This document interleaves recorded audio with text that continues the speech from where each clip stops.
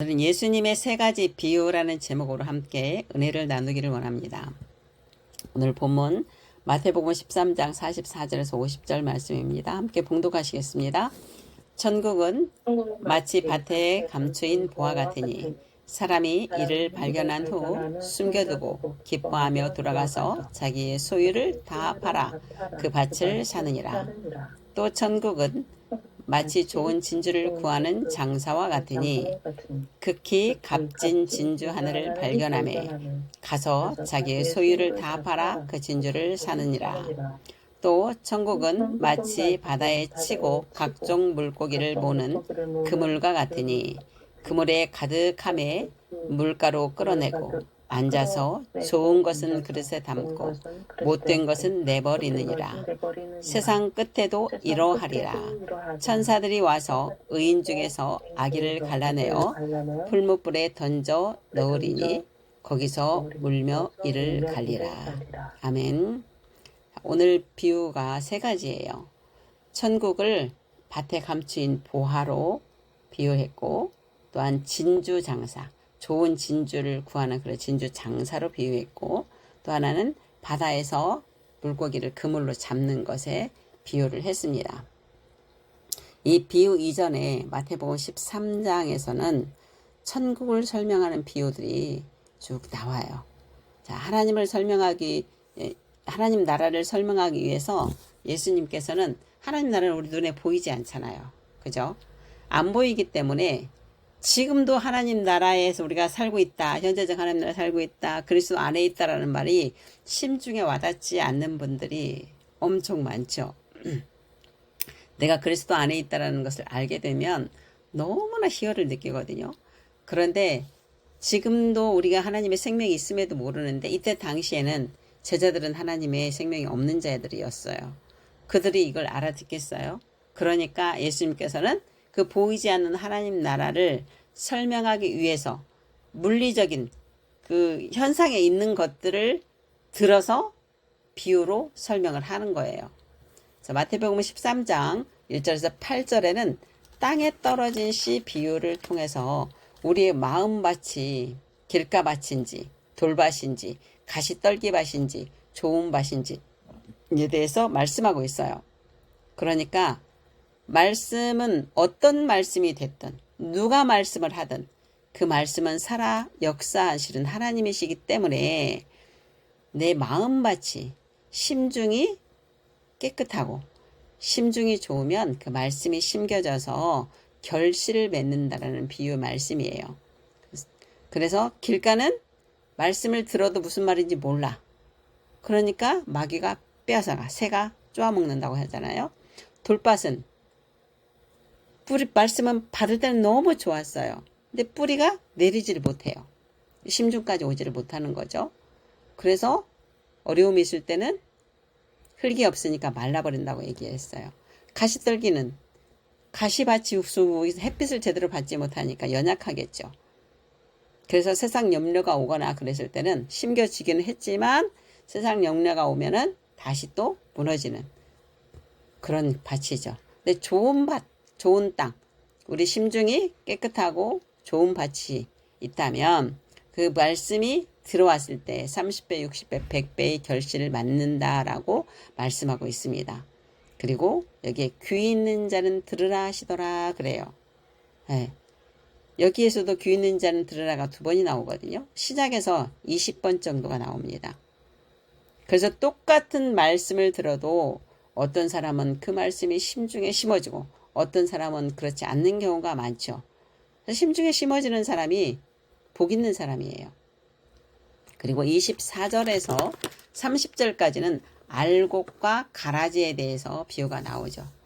자, 알곡을 심었는데 밭에 심었는데 아니 어느 날 보니까 알곡에 가라지가 있는 거죠. 가라지가.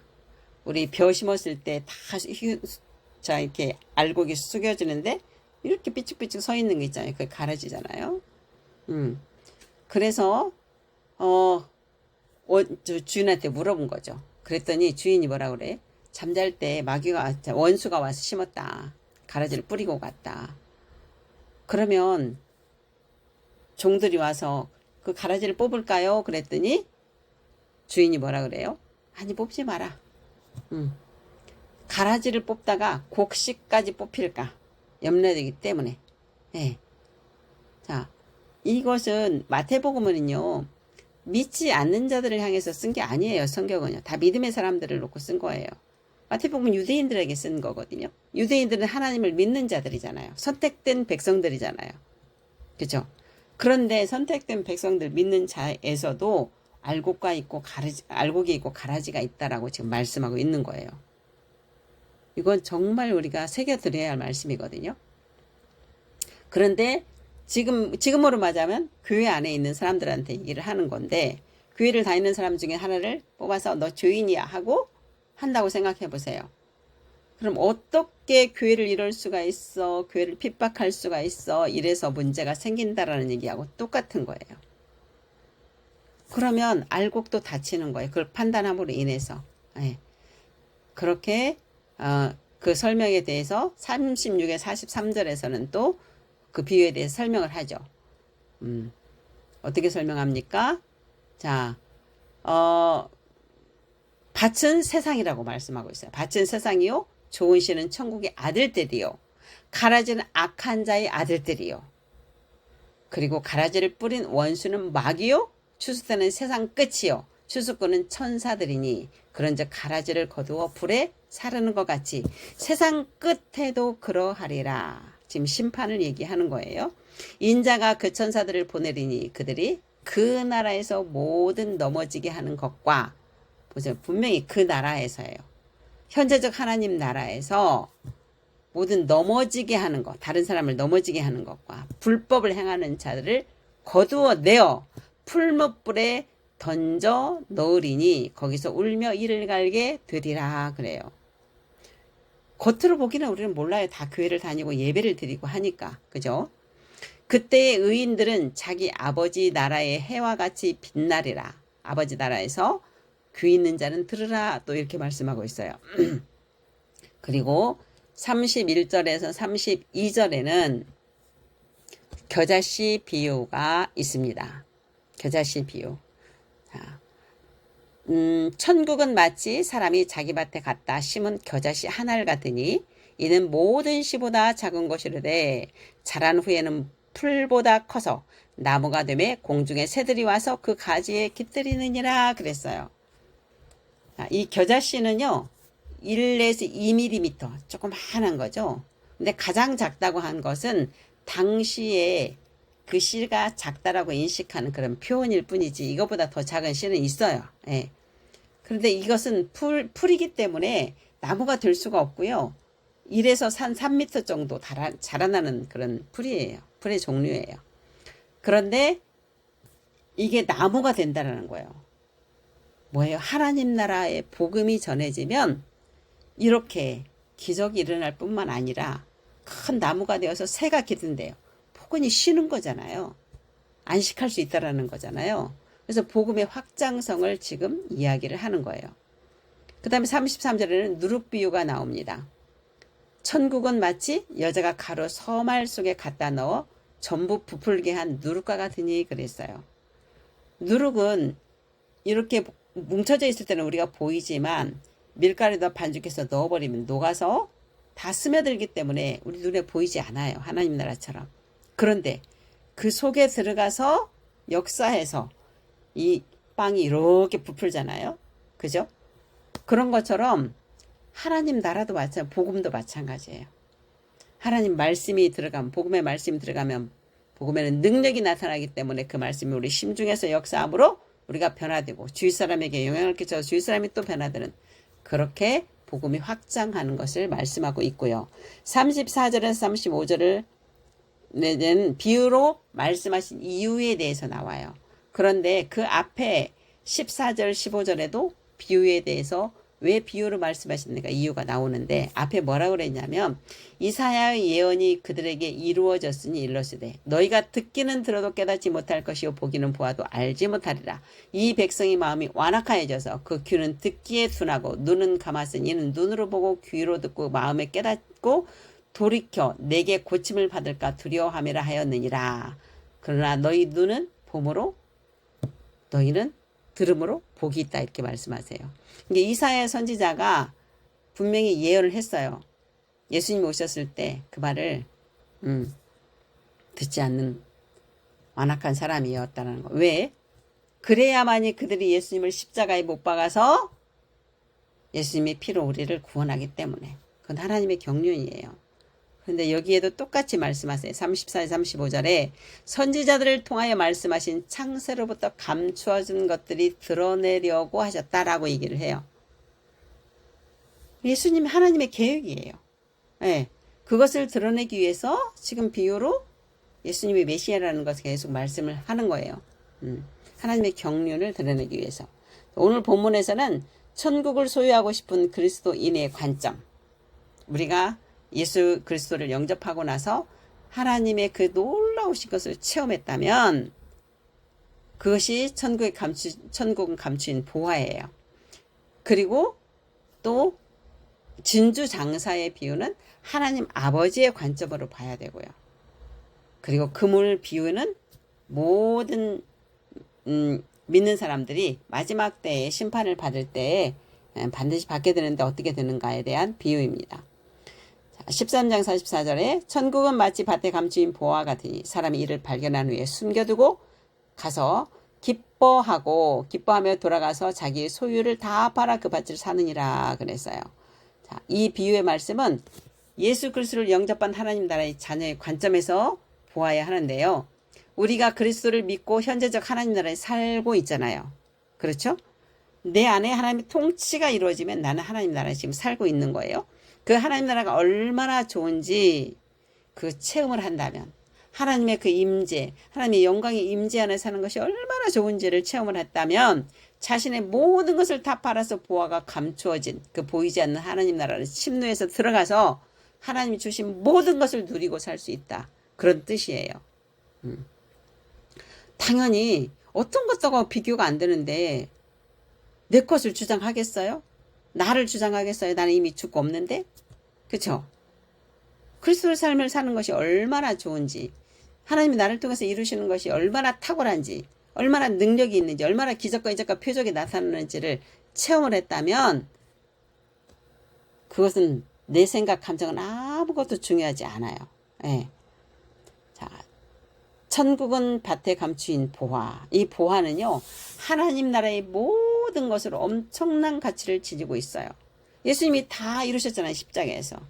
그래서 에덴 동산의 그 원복, 아무런 결핍도 부족도 없는 아주 신성한 건강을 누리며 사는, 하나님과 늘 대화하는 사는 그런 것들을 이미 다 회복해서 우리한테 준 것이잖아요. 그게 다 보화예요. 세상의 모든 것과 비교할 수 없을 만큼 귀하고 존귀하고 얼마나 좋은지 그걸 아셔야 돼요. 예수님께서 원복을 다 이루어 놓으셨기 때문에 우리는 부족한 것이 없어요. 네, 어떤 것도. 하나님이 나의 목자시니 나에게 부족한 것이 없다라고 선포했던 시편 23편 말씀을 보세요. 내가 예수님과 함께 있고 내가 연합해서 하나이고 내가 그리스도 안에서 보호받고 있는데 뭐가 부족하고 뭐가 두렵고 뭐가 어렵겠습니까? 그리스도 안에서 하나님의 생명으로 산다는 것은 모든 것이 다 충족되었다는 것을 의미하는 것입니다. 그런데 그 보화는 감추어져 있어서 우리가 볼 수 없다는 것이 문제죠. 볼 수 없으니까 하나님 나라가 어디가 있어? 내가 그리스도 안에 있다는 게 도대체 이거 뭐야? 나는 예수를 믿잖아. 말씀을 믿잖아. 자기 생각으로 믿으면서 자기 마음대로 하면서 그것을 자신을 볼 줄 몰라요. 이게 우리 인간의 한계점인데요. 내가 하나님의 통치를 갈급해 하면 알게 돼요. 성령님이 임하시면 그걸 알게 돼요. 이걸 알았다는 우리 집사님들이 있으면 내가 얼마나 기쁜지 몰라요. 얼마나 보람 있는지 몰라요. 내가 그리스도 하는 게 뭔지를 내가 정말 느껴요. 이렇게 되더라고요 라고 이런 고백이 나올 때 얼마나 기쁜지. 그럼 하나님은 더 기쁘시겠죠. 그죠?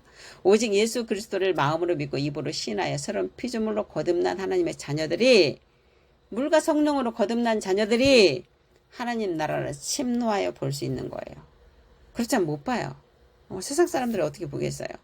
어느 곳에 감춰져 있다고 했어요?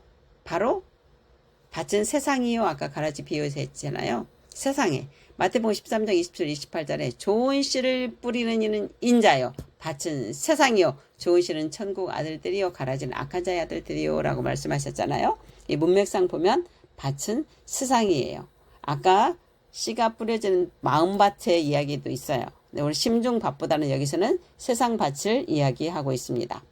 천국의 진리가 세상 사람들에게는 쉽게 눈에 띄지 않아요. 그렇죠? 영적으로 무지한 사람들에게는 그 가치가 감춰 있다는 것을 의미하는 거예요. 성령님이 열어주시지 않으면 이 성경 안에 정말 이 말씀 안에 하나님의 뜻이 다 담겨져 있고 우리 말씀 안에 보화가 다 있다라고 우리에게 이미 주었다라고 다 있지만 그걸 몰라요. 성령님이 열어주시지 않으면. 그게 감춰져 있는 거예요. 우리 심중에 이미 우리는 다 소유하고 있다. 우리가 누구인지 아느냐. 우리는 하나님의 의야. 이렇게 써 있음에도 불구하고 나는 죄인입니다 하는 사람들이 무지기수라는 거예요. 이게 성령님이 임하셔야만이 가능한 거예요. 자, 보화를 발견한 사람이 자신의 모든 것을 밭을 팔아 사는 것처럼 밭 속에 진짜 금과 은이 들어있다고 생각해 보세요. 그거 밭 안 사겠어요? 그것을 발굴해서 팔면 엄청 많은 것이 나오는데, 그쵸? 그러는 것처럼 우리는 세상의 모든 가치와 비교할 수 없는 천국을 얻기 위해서 모든 것을 주님께 드리는 거예요. 맡겨드리는 거예요. 네. 자식도, 재정도, 일도 다 맡기는 거예요. 그게 내 삶이 아니잖아요. 그럴 때 그 하나님 나라를 내가 누릴 수가 있는 거예요. 오직 그리스도 안에서 성령님의 인도함을 받고 살겠다는 결단이 있어야 성령님께서 우리 심중을 보신 하나님께서 우리의 원하는 것들을 내가 그렇게 결단하면 하나님이 하시잖아요. 그죠? 비유는 천국의 진리가 겉으로 보기에는 평범하고 보잘것 없을 수 있어요. 세상 사람들이 볼 때는요. 감춰져 있지만 그 가치를 발견한 자는요. 기꺼이 자신의 모든 것을 포기하라고 하고서라도 그것을 소유하려고 한다는 깊은 진리가 여기에 담겨져 있는 거예요. 어떤 권사님이 이런 말씀을 하셨어요. 목사님, 나이가 드니까 포기하기가 쉽네요. 그 말이 정답일 수 있어요. 아이들을 키워놓고 나니까 내가 뭘 소유하고 뭘 욕심낼 것이 하나도 없는 거예요. 포기하기가 쉬운 거예요. 저도 젊어서는 그게 참 어려웠어요. 포기하기가 쉽습니다. 하나님 나라의 그 의와 평강과 희락이 있는 그 기쁨, 하나님의 그 임재 안에 있는 그 기쁨, 그 놀라우신 것들, 이것을 체험하면은요, 이 세상 건 아무것도 아니야. 다른 사람 뭐 한다, 뭐 가졌다, 이거 하나도 부럽지가 않더라고요. 그 주님과 함께 있는 시간이 너무 좋으니까. 그러니까 내 것을 다 포기할 수가 있는 거예요. 네. 진짜 가치가 있다라는 것을 체험한 사람은요, 되돌아갈 수 없어요. 세상 거 볼 수 없어요. 이것을 체험하지 못했기 때문에 내가 놓지 못하는 것이지. 자, 두 번째는 우리는 주님께 발견된 값진 진주예요. 우리가 그런 자예요. 또 천국은 마치 좋은 진주를 구하는 장사와 같으니 극히 값진 진주 하나를 발견하며 가서 자기의 소유를 다 팔아 그 진주를 사느니라 그랬어요. 우리는 그런 진주예요. 여기서 하나님 아버지의 관점으로 보면은요, 진주 장사는 하나님이세요. 하나님이 진주 장사가 되어서 가장 값진 진주를 찾아서 세상을 쫙 보이는 거예요. 두루 감찰을 하시는 거죠. 하나님 아버지께서는 세상에서 가장 소중한 존재인 인간을 찾고 계십니다. 비록 우리가 죄로 인해 타락했지만 하나님 아버지께서는 우리 각자를 세상의 어떤 진주보다 귀하게 여기셔서 예수님의 피값으로 당신의 모든 것이잖아요. 그 아버지 아들의 독생자 아들의 피값으로 우리를 사셨어요. 역대하 16장 9절에 보면 여호와의 눈은 온 땅을 두루 감찰하사 보고 다니신다는 거예요.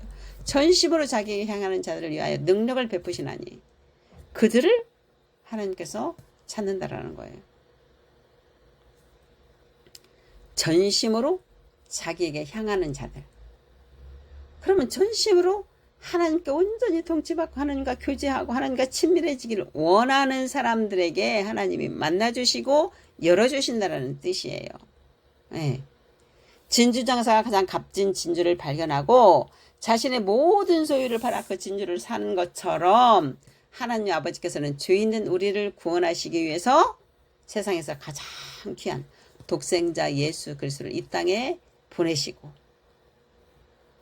아버지는 가장 사랑하는 아들을 내어주는 희생을 통해서 우리를 구원하셨어요. 이것을 한번 묵상해 보세요. 어떻게 우리가 그 중에 선택을 받았는지. 이 많은 사람 인구 중에 그 하나님이 나를 진주로 샀는지 너무 감사하고 정말 울컥하더라고요. 묵상해 보면. 이 은혜를 생각한다면 어떻게 우리가 내 삶만 살겠어요. 그렇죠? 하나님 아버지께서 우리가 예수 그리스도를 통해 구원받고 천국에 들어오는 것을 보실 때 얼마나 기뻐하실 거예요. 얼마나 기뻐해요.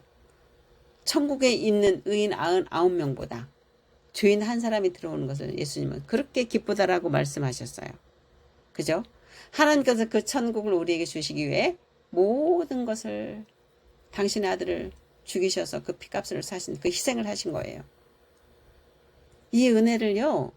깊이 묵상하셔야 됩니다. 그렇다면 내가 내 것을 할 수가 없어요. 네.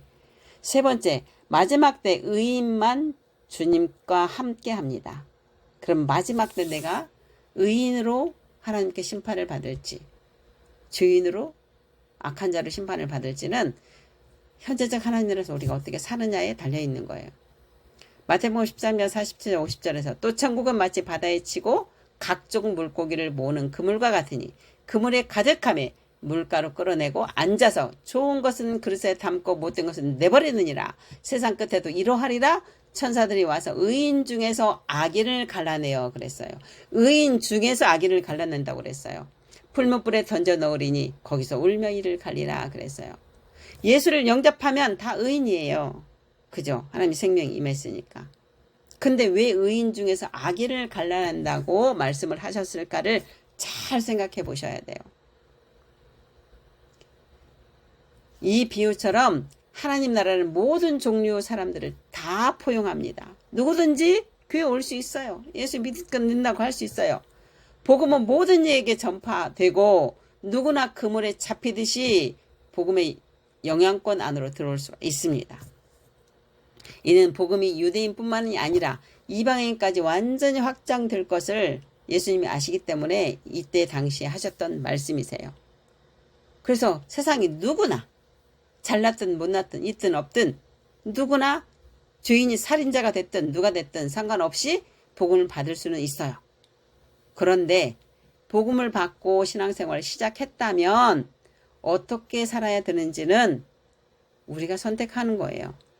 마태복음 22장 14절에서 이렇게 말씀하고 있어요. 예수님은 청함을 받은 자는 많되 택함을 입은 자는 적으니라. 혼인잔치에 청함을 받았을 때 얘기하잖아. 다 데리고 오라고 해서 길가에 다 데리고 오라고 하잖아요. 근데 청함을 받은 자는 많되 택함을 입은 자는 적으니라 분명히 말씀하셨어요. 다시 말해서 복음을 듣고 교회에 누구나 올 수는 있지만 또 교회에 오는 목적은 각자가 다 다르지만 그 목적이 어떠하든지 간에 예수 그리스도를 영접하고 새로운 피조물이 되었다면 더 이상 자신이 주인이 되어 사는 삶을 살지 않기 위해서 자기를 부인하고 자기 십자가를 지며 말씀대로 살아야 한다라고 말하는 거예요. 그게 택함받은 자예요. 네. 이렇게 변하는 데는 시간이 반드시 걸리죠. 하루아침에 싹 변화되는 건 아니에요. 우리 안에 주님의 신성한 성품이 열매로 나타나야 하는 것이에요. 조금씩이라도 변화가 일어나야겠죠. 신앙생활 20년, 30년, 40년, 50년을 해도 변화되지 않고 여전히 자신이 주인이 되어 자신의 생각대로 하고 산다면 마지막 심판에서 의인 중에 악인으로 심판받을 수 있다는 것을 경고하시는 거예요. 육신의 생각은 하나님과 원수가 되며 사망에 이른다고 분명히 말씀을 하셨어요. 육신의 생각이 뭐예요? 혼이 몸의 종로로 타는 거예요. 자기 생각과 감정을 따라서 사는 거예요. 자기 욕심을 따라 사는 거예요. 그건 하나님과 원수된다고 분명히 얘기했습니다. 그런데 어떻게 구원받겠습니까? 마지막 때에. 심판이라는 최종적 단계에서 어떤 사람은 참된 의인으로 아버지의 나라에서 영광을 얻을 수 있고, 어떤 사람은 불법을 행하는 자들이라고 낙인을 찍혀서 영원한 멸망에 이르게 될 거예요. 이는 현재적 하나님 나라에서 어떻게 사느냐에 따라서 완성될 하나님 나라에서 의인과 악인으로 나눌 수 있다는 것을 보여주고 있는 것입니다. 이걸 생각하면은요, 정신이 바짝 들어야 합니다. 나중에 가서요, 우리는 저 영원한 하나님 나라에 가면 상급이 다 다를 거예요. 그 상급을 생각한다면 대충 살다가 마지막 때? 아니에요. 예수님은 이 비유를 통해서 다음과 같은 중요한 의도를 전달하셨습니다. 천국에 대한 말씀을 들은 모든 이들에게 최후 심판이 있을 것이라는 것을 분명히 경고를 하셨고요. 입으로 하는 믿음의 고백뿐만이 아니라 삶으로 열매 맺는 삶을 살아라. 성령의 9가지 은사가 열려야죠. 열매가. 그리스도를 나타내는 삶이어야 한다라고 말씀하시는 것입니다. 예수님께서는 거짓 선지자들을 구분하는 것을 가르치면서 그들의 열매로 그들을 알리라 라고 말씀을 하셨어요. 우리는 아무리 그 사람 입으로 하나님을 사랑해요, 하나님 너무 감사해요, 막 교회를 위해서 하는 것처럼, 성도를 위해서 하는 것처럼, 그럴듯하게 기도하고 국가를 위해서 하는 것처럼 얼마든지 달콤하게 말할 수 있습니다. 그러나 그 열매가 그와 같이 말하는 것과 같지 않다? 그것은 아닙니다. 거짓 선지자입니다. 거짓 그리스도인입니다. 분명히 하나님께서 말씀하셨습니다. 말씀대로 우리는 분별할 수 있어야 되고 하나님의 성품을 가지고 분별할 수 있어야 됩니다. 하나님의 성품이 나타나지 않는다는 것은 거짓이죠. 그리스도 안에서 성령님의 인도함을 받는 사람이라면 당연히 성령의 열매들이 맺히게 되어져 있습니다. 우리 안에 신성한 성품이 있다면 그 성품이 나타나야 하는 것은 당연한 거잖아요. 예수님께서 그러셨잖아요.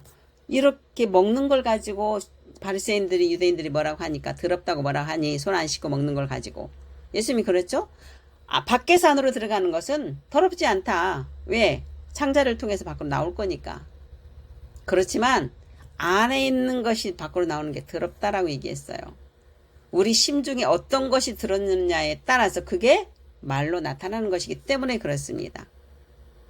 그러니까 아무리 하나님을 사랑하고 아무리 누구를 생각하고 교회를 생각하고 해놓고 가정을 생각한다고 하면서 남편 욕하고 교회 목사 욕하고 성도들 욕하고 국가를 사랑한다고 해서 국가에 대해서 욕하고 이렇게 판단하고 그런 사람이 과연 진정으로 이 심중에 하나님을 생각하는 그 가정을 생각하고 교회를 생각하고 나라를 생각하는 사람일까요? 아니에요. 심중에 그런 것이 좋지 않는 것이 있기 때문에 나타나는 거예요. 나쁜 말로 나타나는 거고 욕으로 나타나는 것입니다. 그래서 겉으로 보기에는 모두 똑같은 신앙 공동체 안에 속해 있는 것 같습니다. 우리가 보기에는. 근데 하나님께서는 누가 진정으로 의롭고 누가 불법을 행하는지 분명히 분별하실 것입니다. 심판하실 것입니다.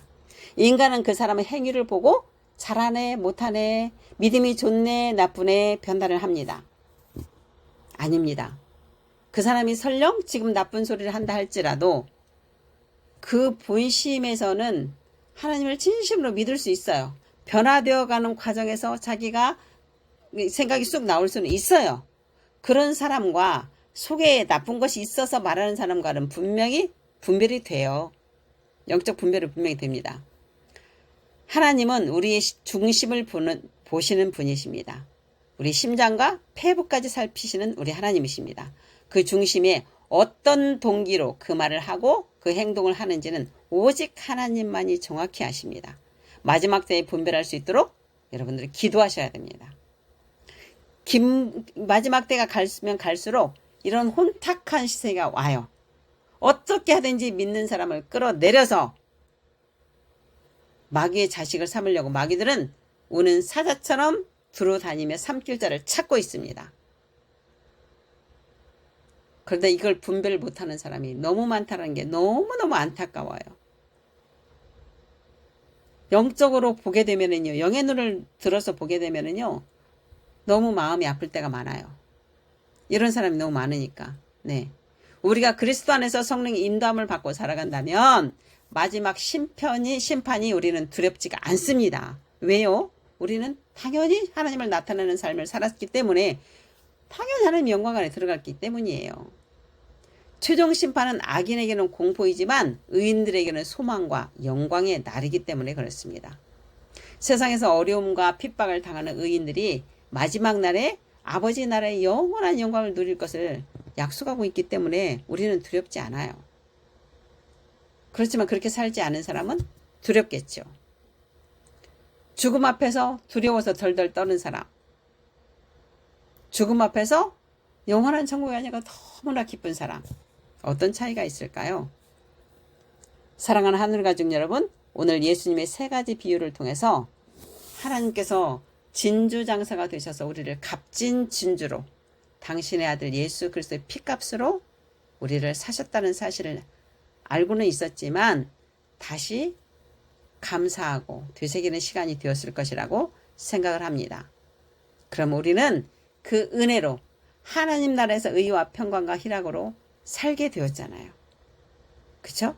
그렇다면 그 나라를 소유하기 위해서 온전히 그 나라에서 24시간 살고 싶어서 우리의 생각과 감정과 경험 모두 포기하고 그리스도 안에서 하나님의 생명과 말씀대로 살기를 결단합시다. 성령님이 통치 안에 24시간 내 생각이 조금도 없이 오직 성령님의 인도함을 받고 살기로 결단합시다. 마지막 때 우리 모두는 하나님 아버지의 영원한 나라에 들어갈 것입니다. 그렇죠? 네, 영원한 하나님 나라에서 누릴 우리 하늘의 가족 여러분을 예수 이름으로 축복합니다.